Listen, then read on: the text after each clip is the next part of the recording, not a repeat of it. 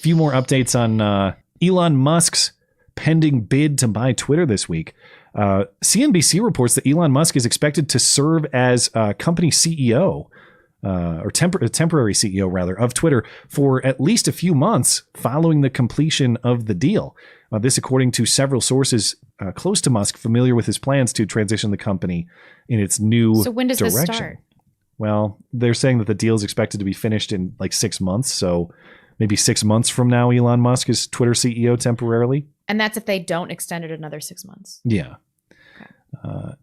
If Elon Musk is in fact the new temporary CEO, that necessarily means that current CEO Parag Agrawal would be fired in that capacity. Of course, to turn Twitter around, you'd have to fire a lot of people steering the ship as well, as we discussed previously. And it looks like that's what Musk intends to do. Reports say Musk plans to fire around 1,000 Twitter employees after completing the deal.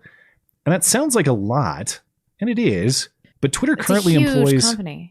7,500 people, and that fluctuates kind of up to 10,000 depending on the year. Mm-hmm. So even though 1,000 is a significant number, that's only 13% of the company's workers today. Right. And it's not exactly clear what workers specifically he intends to fire, though he has previously suggested closing the San Francisco headquarters. And he followed up to say that was not a joke. He's that sincere would be awesome. Yeah. about that, apparently.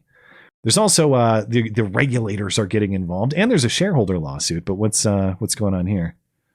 Yeah. Okay. So there's antitrust investigation into Musk and Twitter, but I'm not particularly concerned about it. For those that aren't familiar, antitrust law is federal law that is basically just regulating business conduct to make sure that companies aren't monopolies, that there's actual competition. I love that they're worried about this now. Mm-hmm.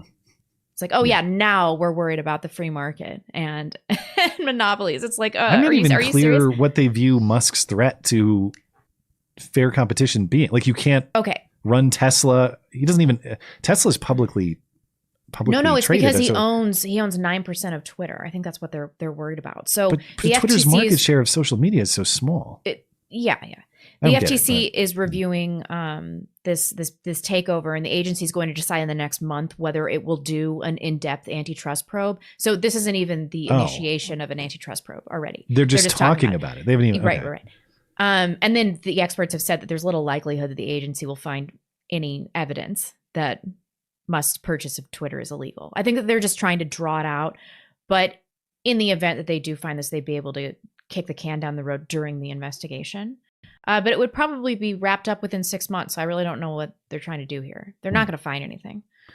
But the shareholder lawsuit might prevent things from moving along, though. So Twitter and Elon Musk were sued on Friday by this Florida pension fund.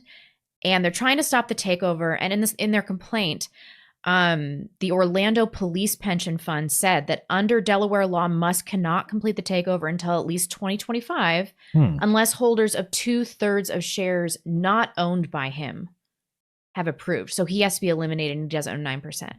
And what they're saying is that he's an interested stockholder. And the lawsuit is trying to delay the merger's closing until at least 2025.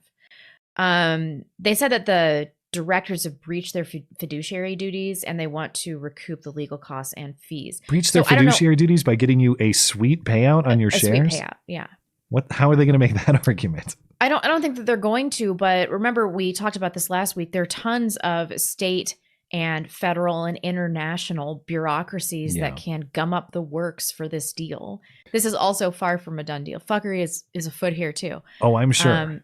I don't think that we're going to have any kind of finality on the Twitter issue until at least a year from now, because I think the 6 months is not going to be enough time to deal with all this bureaucratic horse shit, and they're going to have to extend it 6 more months. Did they give any explanation as to why at least 2025? When I see that, I immediately think politics. I immediately think presidential election 2024. They don't want this to happen before that. Is there any reason to believe that there's I think it's some obscure Delaware law. Okay, so there might be some at least ostensible reason why 2025 I don't think it was beyond. Arbitrarily chosen by the police pension fund. I think that it is based in Delaware law. It's just a weird thing. Like at least 3 years from now. Okay. Mm-hmm. Okay, well, we will keep an eye on all of that. And actually, like you said, it's probably going to be keeping an eye on all of that very long term. You know, it's fun to think about what Twitter might be, and potentially it could be as soon as the fall, but it's not going to be anytime soon.